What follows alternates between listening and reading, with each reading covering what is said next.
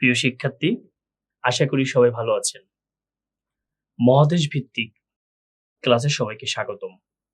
মানচিত্রের ক্লাসে আপনাদের 7টি মহাদেশ সম্পর্কে ধারণা দিয়েছি।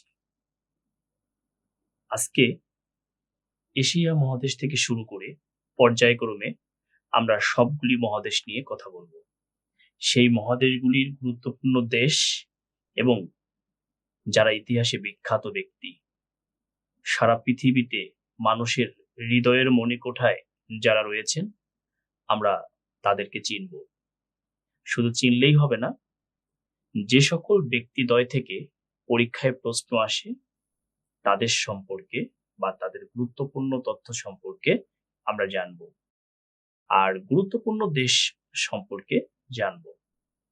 প্রথমেই এশিয়া, আয়তন এবং জনসংখ্যায় পৃথিবীর সবচেয়ে বড় মহাদেশ।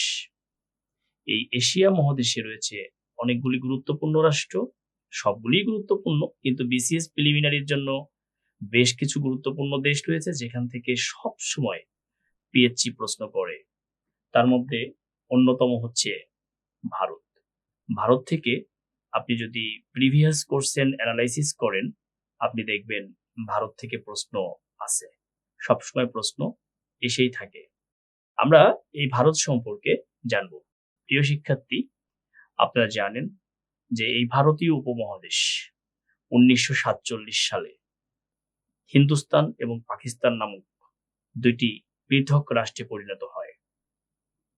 200 বছর ব্রিটিশদের শাসন, এই 200 বছরের ব্রিটিশদের শাসনের সমাপ্তি হয় 1947 সালের 14ই আগস্ট পাকিস্তান রাষ্ট্রের জন্ম হয় এবং 15ই আগস্ট ভারত নামক রাষ্ট্রের জন্ম হয়। এই যে 14ই আগস্ট এবং 15ই আগস্ট পাকিস্তান এবং ভারত দুইটি পৃথক জাতি রাষ্ট্রের জন্ম হওয়ার পর থেকে আজ পর্যন্ত ঘটে গেছে অনেক ঘটনা। বিশেষ করে আমরা যে পূর্ব বাংলা, তা পরিণত হয়েছিলাম পূর্ব পাকিস্তানে। এই পূর্ব বাংলা থেকে পূর্ব পাকিস্তান, যে ঘটনাগুলি আপনারা বাংলাদেশ বিষয়গুলির মধ্যে জানবেন, অর্থাৎ পশ্চিম পাকিস্তানের সাথে আমাদের এই পূর্ব বাংলাটি পূর্ব পাকিস্তান ঘোষণা করা হয়েছিল। আমরা পশ্চিমা পাকিস্তানের শোষণ, নিপীড়ন, লাঞ্ছনা, বঞ্চনার শিকার হই, আর তার পরিসমাপ্তি ঘটে 1971 সালে মহান মুক্তিযুদ্ধের মধ্য দিয়ে। বাংলাদেশ তথা বিশ্বের সেই বিশ্ব নেতা বঙ্গবন্ধু শেখ মুজিবুর রহমানের উদাত্ত আহ্বানে নিরস্ত্র বাঙালি ঝাঁপিয়ে পড়ে সশস্ত্র পশ্চিমা পাকিস্তানের বিরুদ্ধে। শেষ পর্যন্ত আমরা জয়লাভ করি। পৃথিবীর মানচিত্রে আরেকটি স্বাধীন রাষ্ট্রের জন্ম হয়, তার নাম বাংলাদেশ। এবং সার্কভুক্ত যে দেশগুলি রয়েছে, বিশেষ করে দক্ষিণ এশিয়ার সর্বশেষ স্বাধীন রাষ্ট্র হিসেবে আত্মপ্রকাশ করে বাংলাদেশ। এই উপমহাদেশ বাংলাদেশ, ভারত, পাকিস্তান, আমরা তার মধ্য থেকে আজকে ভারত সম্পর্কে জানব। অনেকেরই প্রশ্ন থাকতে পারে, মহাদেশ ভিত্তিক ক্লাসে বাংলাদেশও তো এশিয়ার দেশ, তাহলে বাংলাদেশ নিয়ে কেন আলোচনা নয়? বাংলাদেশ বিষয়গুলির উপরে 30 নম্বর রয়েছে পিএইচডি সিলেবাসে 30 নম্বর রয়েছে বাংলাদেশ বিষয়গুলিতে। অবশ্যই সেখানে অনেক আলোচনা হবে। আসেন আমরা ভারত নিয়ে কথা বলি। আমরা বললাম 1947 সালের 15ই আগস্ট ভারত নামক একটি স্বাধীন রাষ্ট্রের জন্ম হয়, কিন্তু এই রাষ্ট্রটি 1950 সালের 26 জানুয়ারি প্রজাতন্ত্রে পরিণত হয়। সরকার পদ্ধতি সংসদীয় গণতন্ত্র, রাষ্ট্রপ্রধান রাষ্ট্রপতি। বর্তমান রাষ্ট্রপতি রামনাথ কোবিন্দ, তিনি 14তম রাষ্ট্রপতি। তবে এটি আপনাকে আপডেট করে পড়তে হবে যদি পরিবর্তন হয়। রাষ্ট্রপতির বাসভবনের নাম রায়সিনা হিল বা রাষ্ট্রপতি ভবন, এটিও আপনাকে মনে রাখতে হবে। সরকার প্রধান প্রধানমন্ত্রী, মনে রাখবেন, সরকার প্রধান প্রধানমন্ত্রী, আর রাষ্ট্রপ্রধান রাষ্ট্রপতি। বর্তমান প্রধানমন্ত্রী নরেন্দ্র মোদী, ক্ষমতাসীন দল বিজেপি। সর্বমোট 28টি রাজ্য রয়েছে ভারতের। তবে অনেকেই কনফিউজড হবেন, কারণ এখানে দেখতে পাচ্ছেন 2014 সালের 2 জুন ভারতের 29তম রাজ্য হিসেবে তেলেঙ্গানা এটি প্রতিষ্ঠিত হয়েছিল। 28তম অঙ্গরাজ্য হিসেবে ছিল ঝাড়খণ্ড, যেটি 2000 সালে অঙ্গরাজ্য হয়।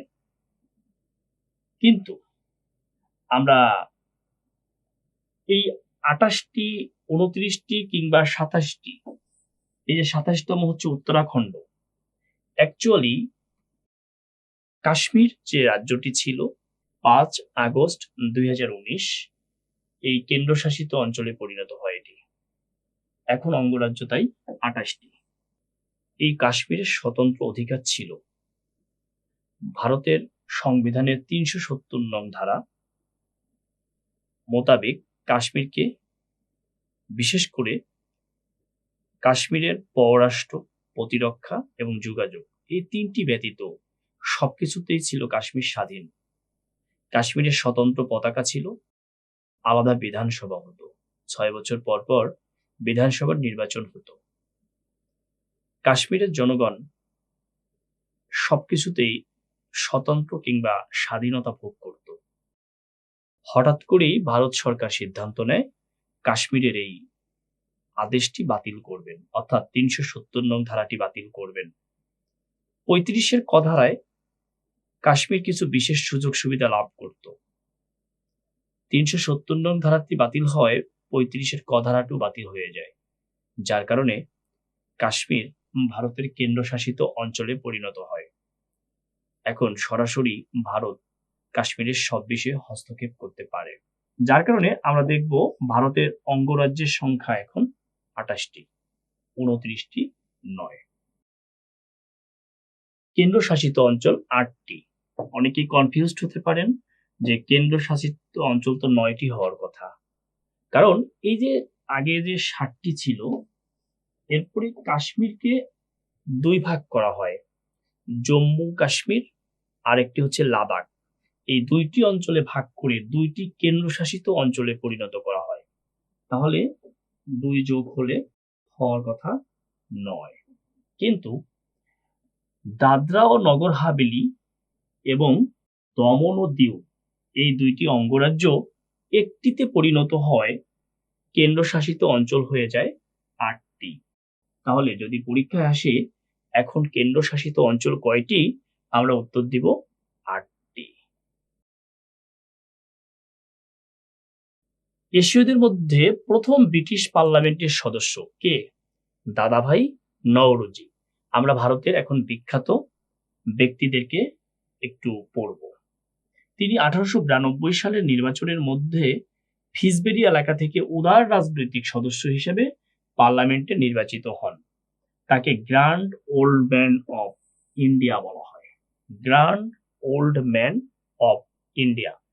ভারতীয় উপমহাদেশ থেকে আমাদের যেমন এখন রুশনা আলী, টিউলিপ সিদ্দিকী, তারা ব্রিটিশ পার্লামেন্টে আছেন, কিন্তু এই ভারতীয় উপমহাদেশ থেকে যে ব্যক্তি প্রথম ব্রিটিশ পার্লামেন্টের সদস্য হওয়ার গৌরব অর্জন করেন, তিনি হচ্ছেন দাদাভাই নওরোজি, বা the grand old man of India, বা grand old man of India, মনে রাখবেন।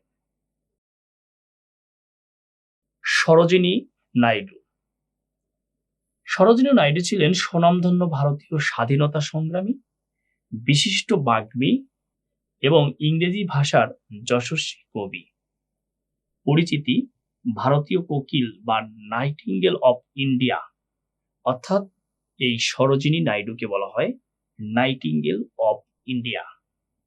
তিনি ভারতীয় জাতীয় কংগ্রেসের প্রথম মহিলা সভাপতি নির্বাচিত হন।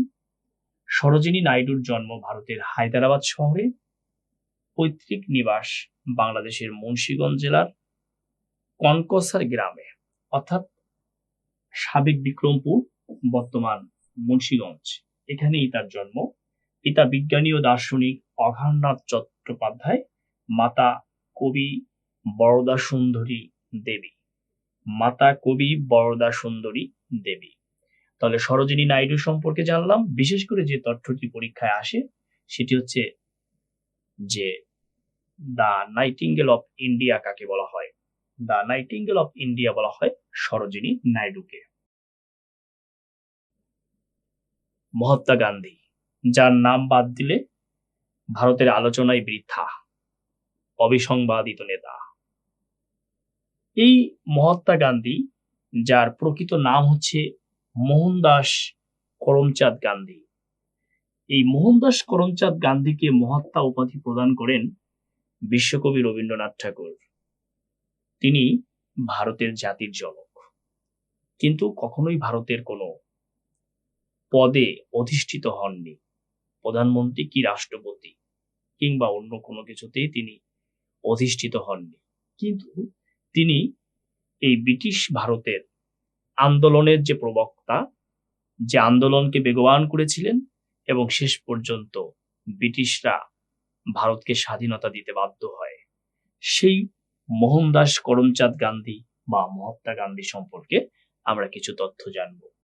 ইংরেজদের বিরুদ্ধে রাজনৈতিক কর্মকাণ্ডে অংশগ্রহণ করেন, দক্ষিণ আফ্রিকায় কৃষ্ণাঙ্গদের অধিকার আন্দোলন করেন, অর্থাৎ দক্ষিণ আফ্রিকার যে রাজনৈতিক দল ANC, আফ্রিকান ন্যাশনাল কংগ্রেস, এই আফ্রিকান ন্যাশনাল কংগ্রেস গঠনের ক্ষেত্রে যার অবদান ছিল তিনি হচ্ছেন মহাত্মা গান্ধী। এই দক্ষিণ আফ্রিকার কৃষ্ণাঙ্গদের অধিকার আন্দোলনের জন্য তিনি কাজ করেন। প্রকৃত নাম মোহনদাস করমচাঁদ গান্ধী, আগেই বলেছি, মহাত্মা উপাধি দেন রবীন্দ্রনাথ ঠাকুর। মহাত্মা গান্ধীর রাজনৈতিক উত্থান ঘটে দক্ষিণ আফ্রিকায়। তিনি 1894 খ্রিস্টাব্দে দক্ষিণ আফ্রিকায় নাটাল ইন্ডিয়ান কংগ্রেস নামক, নাটাল মাথায় রেখেন, নাটাল ইন্ডিয়ান কংগ্রেস নামক একটি সংগঠন প্রতিষ্ঠায় গুরুত্বপূর্ণ ভূমিকা পালন করে।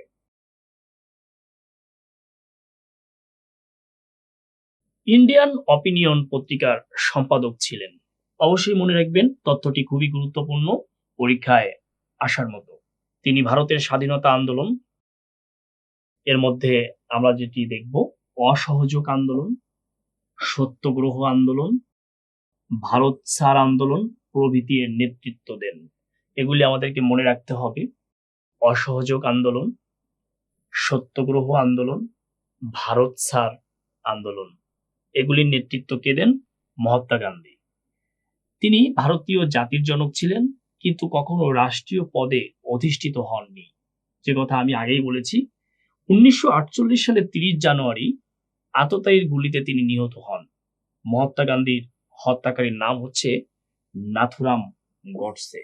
এটি পরীক্ষায় আসে, এই নাথুরাম গডসে মনে রাখবেন। তার আত্মজীবনী মূল্য গ্রন্থ, অবশ্যই এটি মনে রাখবেন, the story of my experiment with throat. Jawaharlal Nehru, ভারতের স্বাধীনতার পর থেকে আমির ভারতের প্রেসিডেন্ট ছিলেন, ভারতের জাতীয় কংগ্রেস প্রেসিডেন্ট ছিলেন তিনি। আমাদের শেরেবাংলা একে ফজলুল হকের একান্ত সচিব ছিলেন। ইন্দিরা গান্ধী, যে নামটি নিলেই ভালো লাগে, ভালো লাগা কাজ করে, আমাদের মহান মুক্তিযুদ্ধের সঙ্গে ওতপ্রোতভাবে জড়িত যে নামটি। জওহরলাল নেহেরুর একমাত্র সন্তান এবং ভারতের প্রথম মহিলা প্রধানমন্ত্রী। দুবার নির্বাচিত হন, 1966 থেকে 1977 এবং 1980 থেকে 1984। বাংলাদেশের মুক্তিযুদ্ধের সময় ভারতের প্রধানমন্ত্রী ছিলেন এবং বাংলাদেশের মুক্তিযুদ্ধে সর্বাত্মক সহযোগিতা করেন। 1984 সালের 31 অক্টোবর তার দেহরক্ষী শাকওয়ান্ত সিং এবং বি.আন সিং এর গুলিতে নিহত হন। মনে রাখবেন, দেহরক্ষী শাকওয়ান্ত সিং এবং বি.আন সিং এর গুলিতে তিনি নিহত হন। ভারতের সপ্তম প্রধানমন্ত্রী ছিলেন রাজীব গান্ধী। বোপস কেলেঙ্কারি সুইডেনের একটি অস্ত্র নির্মাতা প্রতিষ্ঠান। এই প্রতিষ্ঠান হতে ভারতের জন্য অস্ত্র ক্রয়ে তিনি ঘুষ নিয়েছিলেন বলে অভিযোগ রয়েছে। পরীক্ষায় আসে, ভারতের কোন প্রধানমন্ত্রী বোপস কেলেঙ্কারিতে জড়িয়ে পড়েছিলেন? রাজীব গান্ধী। তিনি শ্রীলঙ্কায় শান্তি প্রতিষ্ঠার জন্য ভারতীয় সৈন্য প্রেরণ করেন। 1991 সালের 21 মে তিনি মারা যান।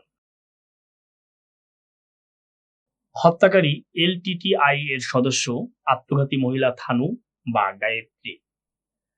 হত্যার দায়ে অভিযুক্ত যাবজ্জীবন কারাদণ্ডে দণ্ডিত আসামি হচ্ছে নলিনী, মূল হোতা, এবং বোমা বহনকারী যিনি আত্মঘাতী তিনি হচ্ছেন মহিলা থানু বা গায়ত্রী।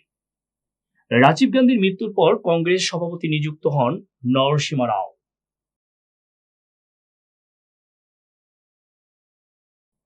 এপিজে আব্দুল কালাম, ভালো লাগার একটি নাম, এপিজে আব্দুল কালাম।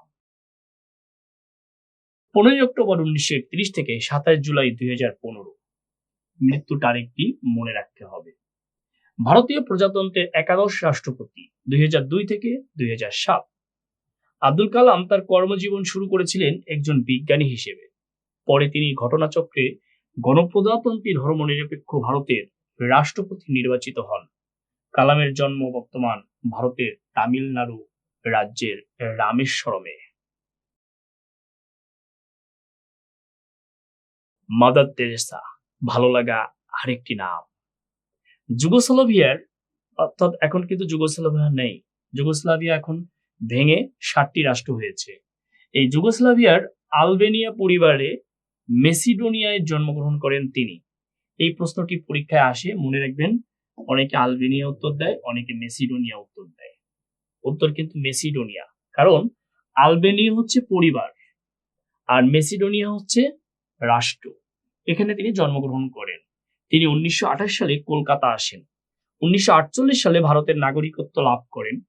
1950 সালে মিশনারিজ অফ চ্যারিটিস প্রতিষ্ঠা করেন। এটি পরীক্ষায় আসে, এটি আমাদেরকে মনে রাখতে হবে। 1979 সালে তিনি শান্তিতে নোবেল পুরস্কার পান। 1979 সালে তিনি শান্তিতে নোবেল পুরস্কার পান। ভারতরত্ন লাভ করেন 1980 সালে। 5 সেপ্টেম্বর 1997 সালে তিনি মারা যান। শিলিগুড়ি করিডোর বা চিকেন নেক, মহান ব্যক্তি বা বিখ্যাত ব্যক্তিদের পর আমরা কিছু বিখ্যাত স্থান সম্পর্কে জানব। অবস্থান ভারতের পশ্চিমবঙ্গে অবস্থিত বাংলাদেশ, নেপাল, ভুটান এবং চীনকে পৃথককারী করিডোর, যা ভারতের উত্তর পূর্বাঞ্চলীয় 7টি রাজ্য ভারতের মূল ভূখণ্ডের সাথে যুক্ত। এই যে শিলিগুড়ি করিডোর, তাহলে কি বাংলাদেশ, নেপাল, ভুটান, চীনকে পৃথককারী করিডোর, যা ভারতের উত্তর পূর্বাঞ্চলীয় 7টি রাজ্য ভারতের মূল ভূখণ্ডের সাথে যুক্ত। দৈর্ঘ্য হচ্ছে 2041 কিলোমিটার। তাজমহল, সবাই তাজমহল সম্পর্কে জানেন। ভারতের আগ্রায় যমুনা নদীর তীরে এটি অবস্থিত। নির্মাণকাল 1632 থেকে 1653 খ্রিস্টাব্দ, সপ্তদশ শতাব্দী। অনেক সময় এই সাল না এসে শতাব্দী আসে, এটি কিন্তু আমাদেরকে মনে রাখতে হবে। নির্মাতা হচ্ছে মোগল সম্রাট শাহজাহান তার স্ত্রী মমতাজ মহলের সমাধির উপর নির্মাণ করেন। প্রধান ডিজাইনার ওস্তাদ আহমদ লাহুরি।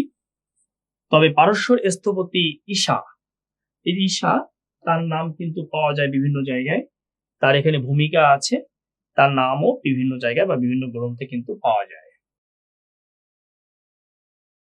ব্ল্যাক ক্যাট, আমরা এখন আর স্থানে নাই। ব্ল্যাক ক্যাট কি আসেন দেখি, খুবই গুরুত্বপূর্ণ ভারতের জন্য বা আমাদের পরীক্ষার জন্য কিন্তু গুরুত্বপূর্ণ। ব্ল্যাক ক্যাট অনেক সময় পরীক্ষায় আসে। সন্ত্রাস দমনের জন্য গঠিত ভারতের একটি বিশেষ বাহিনী। এই বাহিনীর সদস্যরা কালো মাস্ক ব্যবহার করে বলে এদেরকে ব্ল্যাক ক্যাটসও বলা হয়।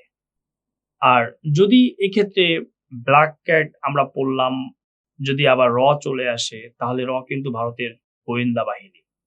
আমাদেরকে মনে রাখতে হবে, প্রিয় শিক্ষার্থী, ভারত সম্পর্কে যেগুলি গুরুত্বপূর্ণ তথ্য ছিল সেগুলি নিয়ে আপনাদের সঙ্গে আলোচনা করলাম। এশিয়া মহাদেশে আরো গুরুত্বপূর্ণ দেশ রয়েছে, পরবর্তী পর্যায়ে আমরা সেগুলি নিয়ে কথা বলবো।